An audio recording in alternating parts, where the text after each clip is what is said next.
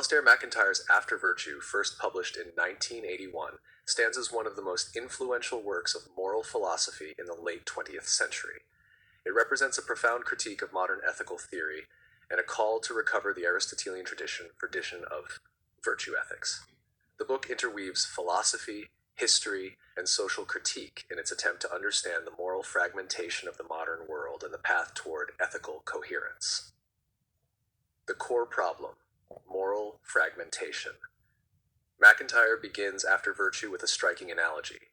He invites the reader to imagine a world where the natural sciences have been dismantled by a catastrophe and only fragments remain: random equations, disconnected texts, and partial terminology.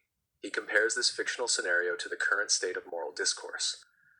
According to him, modern moral philosophy is in a state of ruin. It possesses the language of morality, rights, justice, duty, but lacks the coherent structure that once gave that language meaning. This fragmentation, he argues, is the result of the Enlightenment project's failure. The Enlightenment thinkers, such as Kant, Hume, and Diderot, tried to justify morality on the basis of reason alone, without recourse to teleology or tradition. However, MacIntyre claims this project was doomed because it divorced ethics from the historical and social context in which moral concepts evolved. The result is what he calls emotivism, the belief that moral judgments are merely expressions of personal preference or emotion, not objective or rational truths. Emotivism and its consequences. MacIntyre's critique of emotivism is not merely philosophical, but also sociological. He explores how emotivism manifests in modern institutions and public discourse. In an emotivist culture, moral disagreements cannot be resolved rationally because there is no shared standard for judgment. As a result, debates over moral and political issues often become intractable conflicts of will, power, and rhetoric. This emotivist culture is reflected in modern bureaucratic institutions and managerial practices. The modern manager, according to MacIntyre, claims to be morally neutral, relying on technical expertise rather than ethical wisdom. But in reality, such neutrality masks deep moral assumptions and often enforces a managerial ideology that reinforces power structures rather than promoting genuine virtue. Similarly, modern liberalism, with its emphasis on individual rights and procedural justice, becomes morally hollow when it cannot appeal to a shared conception of the good life. The individual moral agent of modern liberalism is, in MacIntyre's view, an abstract fiction, a person stripped of community, tradition, and telos. The loss of teleology. A central theme of After Virtue is the loss of teleology in modern ethical thought. In Aristotelian ethics, morality is teleological. Every action aims at some good, and the human good is tied to the idea of a human purpose or function, the telos. For Aristotle, virtue is the excellence that enables a person to fulfill their function as a rational and social being. The good life, eudaimonia, is a life of rational activity in accordance with virtue within a community. Modern moral philosophy, MacIntyre argues, has abandoned this teleological framework. Instead, it sees moral rules as arbitrary constraints or rational constructions. Without a shared vision of human purpose, ethical discourse becomes incoherent.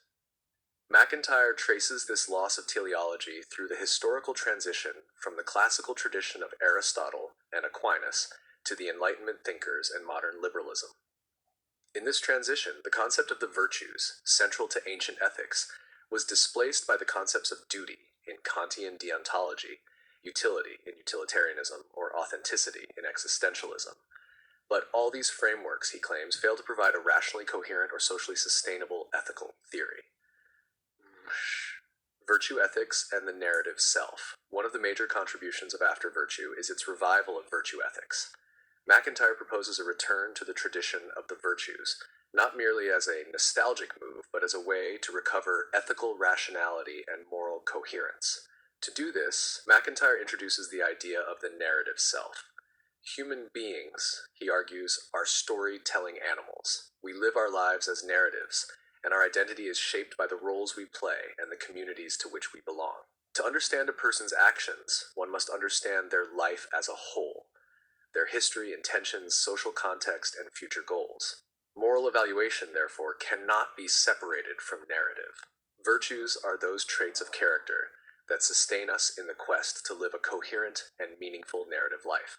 They are not arbitrary rules or abstract ideals, but are grounded in the practices and traditions that give our lives structure and meaning. Practices, traditions, and institutions. To further develop his account of virtue, MacIntyre introduces the concept of a practice. A practice is a socially established cooperative activity that has internal goods, goods that can only be achieved through participation in the practice. Examples include chess, medicine, architecture, or politics. To excel in a practice, one must develop virtues such as honesty, courage, and justice.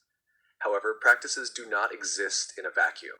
They are embedded within traditions, historically extended, socially embodied arguments about the good. And they are supported or corrupted by institutions, structures that distribute external goods such as money, power, and status. A key insight here is that the virtues are necessary to sustain practices against the corrupting influence of institutions. Institutions are often driven by external goods, but without virtues, the practices within them degrade.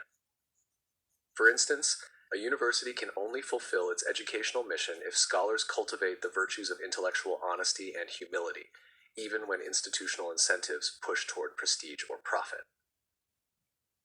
The role of tradition. Tradition, for MacIntyre, is not blind adherence to the past, but an ongoing argument within a historical community. A living tradition is open to change and criticism, but it provides the standards by which practices and lives can be judged. MacIntyre argues that modernity has rejected tradition in favor of individualism and procedural rationality. But without tradition, we lack the moral framework to guide our actions. He calls for a recovery of tradition, especially the Aristotelian Thomistic tradition, as the way to restore moral intelligibility. He also critiques liberal modernity for undermining the communal bonds and shared narratives that traditions require. In modern liberal societies, individuals are encouraged to choose their own values, but without the guidance of a shared tradition, such choices are often arbitrary or incoherent. The decline of the Enlightenment project.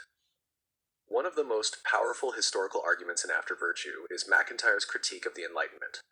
He argues that the Enlightenment sought to replace traditional morality with a universal, rational morality grounded in human reason. Thinkers like Kant, Hume, and Bentham believed they could reconstruct morality on a new, secular foundation.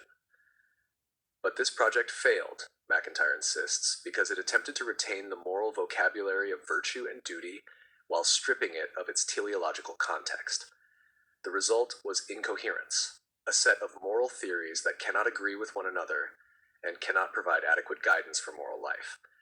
The contemporary moral landscape, according to MacIntyre, is the result of this failure.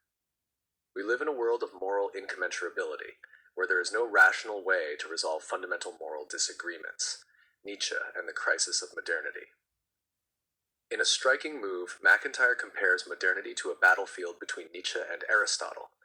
Nietzsche, in Genealogy of Morals, recognized the failure of Enlightenment morality and sought to replace it with a new aristocratic ethics of will and power. But MacIntyre argues that Nietzsche's diagnosis is right. Enlightenment morality is a failure, but his solution is wrong. Instead of embracing Nietzschean nihilism, MacIntyre proposes a return to Aristotelian virtue ethics. Unlike Nietzsche, Aristotle offers a rational, social, and teleological vision of the good life, one that can sustain in both individual flourishing and communal integrity. The Benedict option. In the final pages of After Virtue, MacIntyre famously ends with a provocative reference to the fall of the Roman Empire. Just as Saint Benedict founded monastic communities to preserve moral and cultural life in the midst of civilizational collapse, MacIntyre calls for the creation of new forms of community that can sustain the virtues and resist the fragmentation of modernity. This is sometimes referred to as the Benedict option.